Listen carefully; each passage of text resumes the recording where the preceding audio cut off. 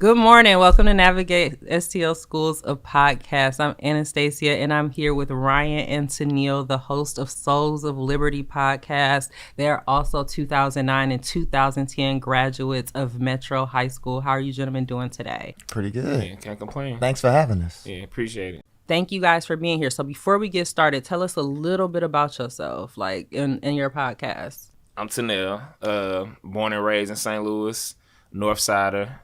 Went to Metro High School, graduated from there, went to Mizzou, and now I'm currently a graduate student at SLU.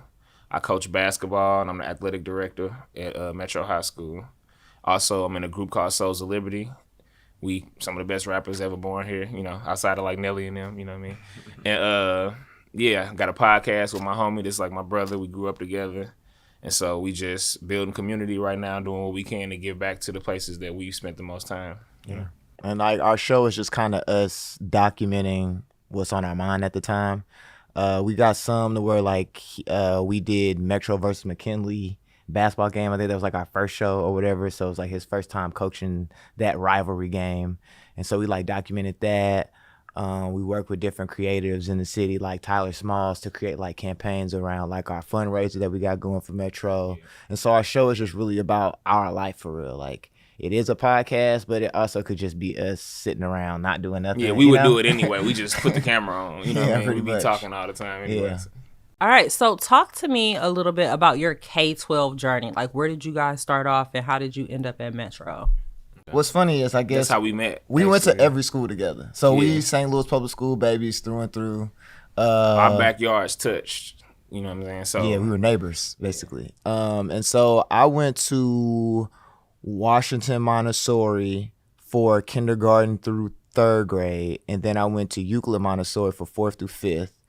Euclid, baby. Yeah, all the schools pretty much. Because the Montessori used to be 3 schools, so you had the branch, you had Washington, and you had Euclid. And now I want to say it's just Washington Montessori. Yeah. And I'm not really sure it's a Montessori school anymore. I but think it is. It's still a Montessori school? Okay. Yeah. And then I went to those schools because of my older cousins. They went to Montessori as well. So I just was kind of following, doing what your big cousins do. But then from Washington, I ended up going to McKinley, which was, I guess, an accelerated middle school. I guess ain't no guess. It was gifted. But I'm saying, like, that's an accelerated middle school. Yeah. And then from there, the feeder school was Metro. I actually was supposed to go to Gateway. And then last second, right before summer school started, they was like, "You still want to go to Metro?" And my mom was like, "Yes." So I went to Metro. Yeah. My path is similar, except I went to the branch. But I also had a cousin that was 6-7 years my senior that went to Washington or whatever. So I started at the branch, which is like on Ridge, a couple blocks south of Woles, if you're familiar with what Woles is. Then I went to Washington. That's when I met bro on the bus stop or whatever. And I went to Euclid. I went to all 3. And like I said, he a year older than me. And they was like, and when I was in 4th grade, they tested me. It was told me I was reading on the 12th grade level and that I should probably go to McKinley. And then he went. So I just followed him. And same thing with Metro. And then he went to Mizzou. I was almost about to take a basketball scholarship somewhere else, but he was like, "Come on, bro, you got to," we was rapping, we was doing stuff. We had a little clout at the time. So I went down to Mizzou and realized I had a lot of love up there already. So I followed him up there too. Yeah. So this is just not even on the script. As a fellow gifted child, like, how was that experience for you guys coming up as young Black men, going through these accelerated programs and being told in 4th grade that you're reading at a 12th grade level and things like that? It was interesting because you only yourself, so you don't really got a reference point on like being a different type of person. Like you said, we were always exposed to older people in our household, so I guess being accelerated was just being normal for us. But it has its ups, its positives, and its good things. Like, in one hand, you get praised. On the other hand, if you mess up or do something, they're like, "Oh, I thought you were smart." Or, especially being in a hood environment where it's like we go into these gifted schools where it's like primarily people who come from good families or, middle class homes. And I'm just this hood baby up here that's just smart. You know what I mean? So it was an adjustment socially, but I adapted. Yeah. I feel like I didn't actually take school like seriously until probably I got to college because, like I said, my older cousin is just like a genius. So it was like she just got straight A's all the time. So it was like I feel like nobody thought I was gonna do that. So it was like I was just kind of able to be myself within it. So I was lucky enough, like Washington, it was a black school still. So it was just like I had black teachers. I went to school with black kids, and Montessori was an accelerated program in itself. You know what I mean? So then going to McKinley, I went to McKinley with people that I went to elementary school with, and then kind of like he said, like more friends of mine that were younger ended up coming wherever I was at as well. So it's like I was the older one out of the group, and like younger people usually follow me. So it was just kind of like I never really looked at it like, oh, we're gifted, we're this and that, because like he said, it just was like I was just kind of being myself along the way. I feel like other people, like because we were very much so athletes too. So like that was very much so going against the grain for athletes to like prioritize school first, because like people don't do that here for real. And so I feel like that was more of what I felt, not really getting the opportunities for that, and like people kind of downplaying our athletic achievements because we went to Metro. Yeah, that I would say it too. Like high school is when it became more of a difference too, because it was like you really not thinking about nothing when you a kid, but once you get to high school, people start clicking up, and like you said, people tried to overlook us athletically, and then even in the neighborhood, we not nerds. Like we are, but we not. We don't come off socially like your typical academic person. You know what I'm saying? So that was definitely an adjustment for me too. Like letting people know, like, no, we really do hoop, we really rap. We were like an oxymoron almost, you know, for what people wanted, the box people want to put us in. For like 15 years ago. Now, I feel like it's not as big of a thing, but like before Spotify was out, it was like, what are you trying to do? Yeah. You know what I'm saying? You want to rap, but you're smart. That's why I want to rap. I mean, listen, the lexicon is there for you. So talk to us about your experiences at Metro and how they informed like the ways that you guys give back to the school now. I would say that Metro was really profound because it allowed us to kind of find ourselves. So like during that time, I would say like being a black youth was changing a bit because of social media, and it was transforming. And so it was like we didn't have lockdown at our school. We didn't have a bail at our school. Like we talked to like our principal. We called our principal by his first name, and that was something that was already set precedent in the school before we got there. But that was like the traditions for it. So going from a school that had at the most ever probably 300 people at one time, and then for me going to a school at Mizzou that had 30,000 people, that was a piece of cake. Because it was like, nobody really tripping off me for real. All I really got to do is go to class and go, you know what I mean? Where at Metro, it's like you're under a microscope, for better or for worse, you know what I mean? But I feel like it prepares you for the responsibility of the next step of school. I can't say necessarily all the way for life, but if you wanted to continue and go to college or junior college or even a technical school, I feel like the time management and like the social academic pressure at Metro prepares you for that for sure. Yeah, just to add more detail to that, like Metro doesn't have D's. So 70 and below is a F. You know what I mean? Mm-hmm. Like you said, we had off-campus lunch. And then also you dealing with you in a competitive environment because now everybody is smart. When you used to just being like maybe the smartest person in your class and just being able to chill out. Now it's like, oh, he going to Harvard, he going to Yale, she going to Wash U. So it was definitely, like you said, prepared you for college because my high school was harder than college. Like I feel like Metro was harder than most people undergrad. And all the people I know that graduated say the same thing. Like it was easy leaving Metro because it was so rigorous.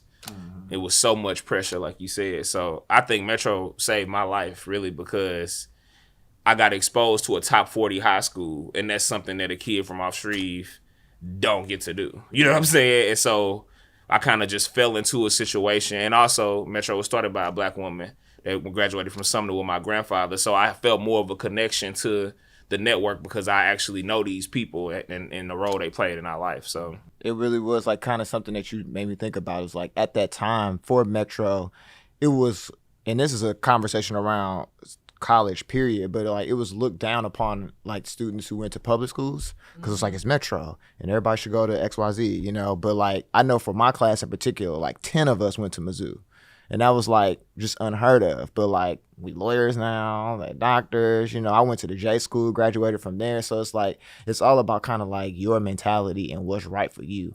And I feel like Metro taught us that because it's like I probably could have went to another school. I would have had maybe a more fulfilling athletic career, but like I feel like I wasn't going to the NBA. So like being able to read and learning like those soft skills was much more important at that time. Also, it allows you to fail. Like a lot of people don't live in reality now. Like even on the athletic side, I got to learn how to win because I didn't have everything. I didn't get to have a new weight room, the beautiful floor, all of that stuff. But we still was out here competing with these people and doing what we had to do. So I think it made me tougher as well mentally. Yeah. That's a lot. Like, so discipline, a mental and physical toughness, ability to overcome adversity. And now you guys are doing scholarship programs, teaching, athletic directing. Like, what all are you doing in terms of like your community give back that is related to the school? And do you feel like that just speaks to the ways that you were treated while you were students? I think we realized, we both lived in Chicago for a while. And so coming back home, we got to see, better for better or worse, what St. Louis has to offer. And like he said, all of these people that we grew up with, thank God all of us are doing good in life. Like it ain't too many people on the streets, So I realize how important Metro is and how we need to help the next generation because we're gifted adults now. You know what I mean? And these gifted children need us. It's like Harry Potter. You know what I'm saying? If Dumbledore don't come back and mess with the young wizards, how that next generation gonna be able to do what they need to do. And so that's the space we in now. And just from helping, we trying to just fill the void and give them what they need, because if this the number one school in the state academically, they deserve to have the best. They shouldn't have 1997 tables and 1997 books. And I think people don't realize Metro, because they're not a Title I school, they don't get a ton of funding. They don't get a lot of money. And these other schools like your Chaminades, the Ladou's, Clayton's, the schools they compete with have so much more opportunity and access, and we still on par with them academically. So it's like, what if we had new computers? What if we had a brand new facility, a nice floor, sports and things that these other schools had? It would only enhance the school. That's really interesting. So you're talking about, just from your perspective, I've had this expanded worldview and now I know and I'm in a position to be able to give back. What do you think is the role that the alumni and the community play in the success of a school? Yeah. So like for us, we started a GoFundMe to raise $20,000 to fix our gym floor because it's like warped right now. And we play that role of like having been there, knowing what it should be, even if it wasn't that for us. And, we're working. We're adults, what I'm saying? We're citizens. So it's just like we have to just give back. You know what I mean? Like that's just part of the responsibility. And even if it's $5 every year, it's $5 more every year, then I feel like people was giving back for us. And I feel like because of what we did athletically, we met a lot of alumni that way. Like a lot of people came back to us and was like, wow, Metro never competed like this, so I never saw the school kind of look like this in this manner. Like I'm proud of y'all, because we couldn't muster that up, or we couldn't get organized enough, and nobody was willing to coach us or do whatever. So it take like our coach was my dad, you know what I mean? So it take a parent to kind of step up. So now I try to volunteer in that way. You know what I mean? Tanel literally went back as the athletic director at the school, coaching the boys basketball team. You know what I mean? So it's just like, you got to give what you can. I don't know what they can give. They might give, somebody at Metro might like, dang, I got $1 million. I don't know that. You know what I mean? Yeah. Only they know what they can give. And that's what we all just want, is for them to give what they can. But if you don't give, just so people know, like Metro could die. It turned 50 years old last year or whatever. So it's only in its first 50 years, and we seeing schools all over the place dying. Like Sumner is not in the state it used to be, the first black high school west of the Mississippi River. And it's like, those alumni bases on appearances, it's a lot of people that went to Sumner in these different schools, but it's like, so why is it dying? Well, the truth is, y'all moved away from the community, y'all went to the suburbs, y'all doing better, and you take for granted that it might not, it can die. You know what I mean? And so that's what we want a call to action to those 50 classes. I have many classes that have come out now. We got a duty, a civic duty, to give to that next generation, and those places that are thriving are doing that. Watch you down the street. They have an endowment. That endowment comes from who? The alumni. You know what I'm saying? To make sure things are up to standard. But so I feel like the problem with that, especially and I hope that other public schools do the exact same thing that we doing. You know what I mean? Take advantage of like tools. Like GoFundMe is just a tool that we decide to use, that everybody can use to give back. But it's like, oh, well, it's a public school. I live in the city. I pay taxes. But it's like they need more help. Yeah, they not allocating the taxes the way it's a lot of corruption. You know I'm not gonna get myself fired, but I'll just say I'll be a whistleblower of sorts. You know what I'm saying? It's a lot of corruption that goes on in our town. You know what I'm saying? And in the world. So yeah, just have a direct impact, and you see it in the students. Like shout out to my boy Amari. He at Howard now. He led the state in scoring last year, and he a kid that a lot of people on face value would have felt like, oh, he not a real athlete. He not this and that. But when you get put in an opportunity and you get that cultivation and that love from your elders, it means something. You know what I mean? Mm-hmm. So what do you guys think is the biggest change that you've observed in the community, the students, the curriculum, XYZ at Metro from your time versus now being adults that work there and volunteer?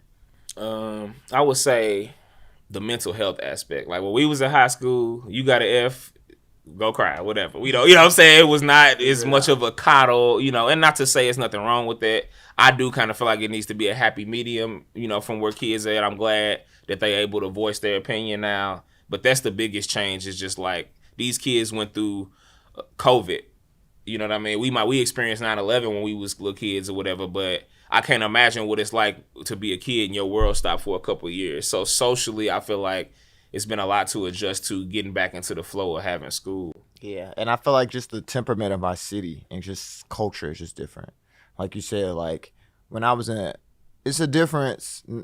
You're in elementary school, like the music that you listen to, the music that your big cousins listen to, what the kind of stuff that they're into. You know what I mean? So, I think that like I've just seen St. Louis culture.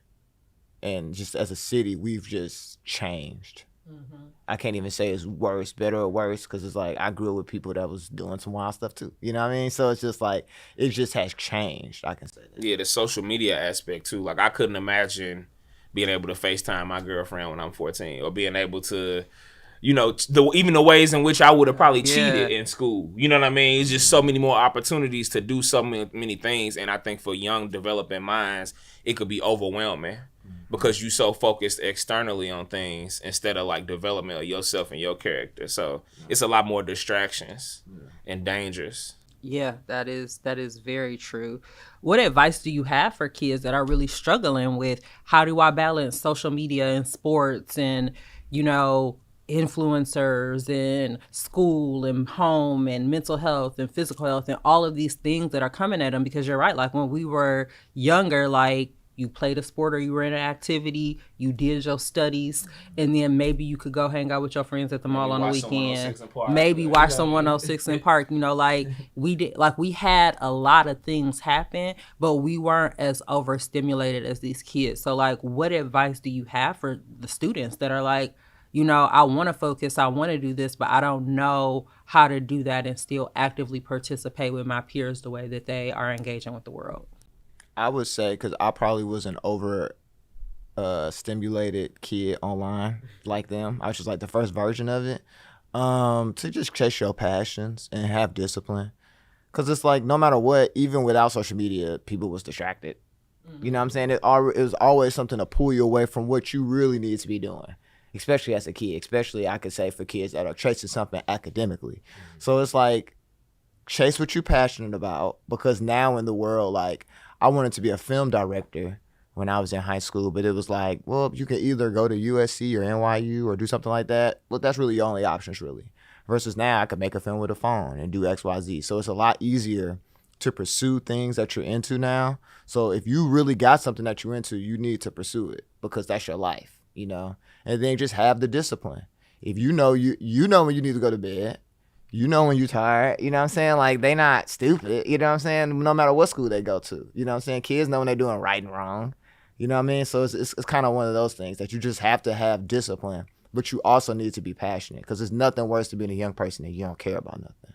I would say know yourself and strive to live in line with the truth because now social media, you following everybody. Be a leader. You know what I'm saying? Like, don't be so caught up in what everybody else doing, especially with me being in the schools, like by middle school, everybody fake grown and living out they trying to be like millennials. You know what I mean? And don't know why. Don't sign up for this. We didn't get to watch Jay-Z or Beyonce 24/7. We just saw them when we did see them. Now it's like, oh, well, what's her makeup routine? How does she clean her house? How does she organize her closet? It's so much more stuff, like you said, to take in, and you need to be more focused on you.